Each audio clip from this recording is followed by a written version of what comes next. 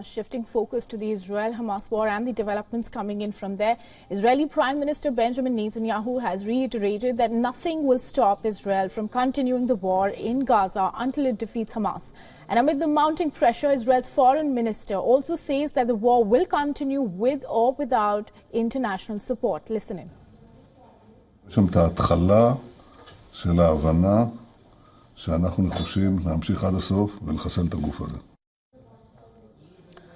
Israel's strongest ally, United States, has expressed concern over civilian casualties in Gaza, and as per reports, it has delayed the sale of 20,000 assault rifles to Israel over settler violence in the West Bank. U.S. National Security Advisor is going to visit Israel for a 2-day visit starting on Thursday. And he's also likely to make other stops in West Asia region. Now, talks on hostages and humanitarian aid will be the focus of his visit. Meanwhile, Israel has announced that it has suffered its worst combat losses so far in the war.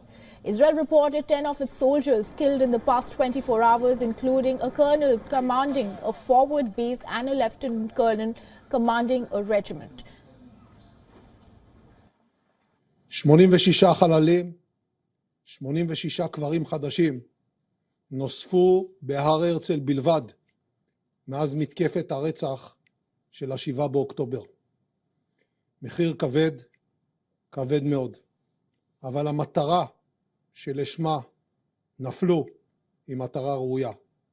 אין ראויה ממנה ואין צודקת ממנה. Hamas, on the other hand, says that any plan for post-war Gaza that does not involve the Palestinian militant group is just a delusion. And this, as Netanyahu said, that he will also not allow the entry into Gaza of those who support terrorism and finance terrorism. Listen in.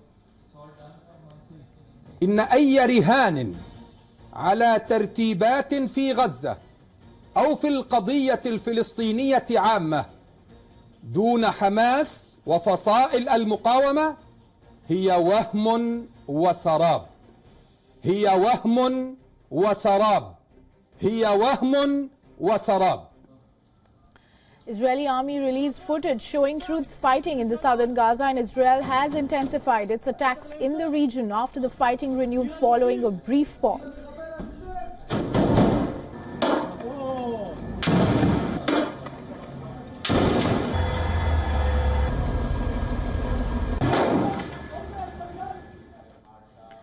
Hamas has also released a video showing its operations in Khan Yunis city in southern Gaza.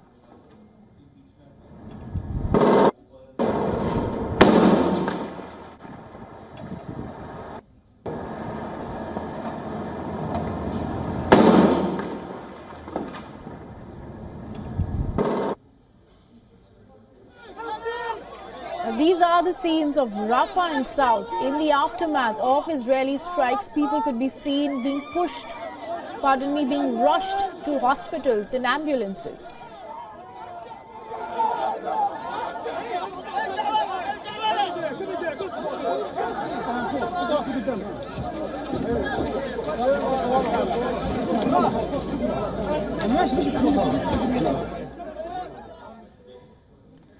Meanwhile, violence is also raging in the West Bank. An Israeli raid in the area entered its second day on Wednesday, and it left at least 7 Palestinians dead, as per the Palestinian Health Ministry. And the Israeli military said that forces confiscated approximately 30 weapons, ammunition, military equipment and weapon parts, without commenting on those who were killed.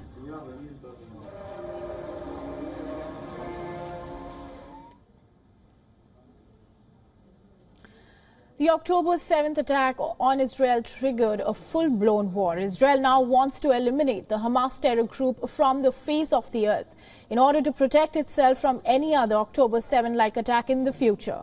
So elimination of Hamas is the main objective behind Israel killing over 18,000 people in Gaza, which is controlled by Hamas. But Israel's approach has seemingly backfired. A wartime opinion poll among Palestinians shows a rise in the support for the Hamas group. And the support has grown not only in the devastated Gaza Strip, but also in the West Bank, which is controlled by the Palestinian Authority.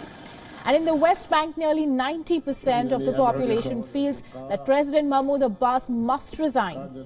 The Palestinian Authority governed Gaza until a takeover by Hamas in 2007, and the Palestinians have not held elections since 2006 when Hamas won a majority.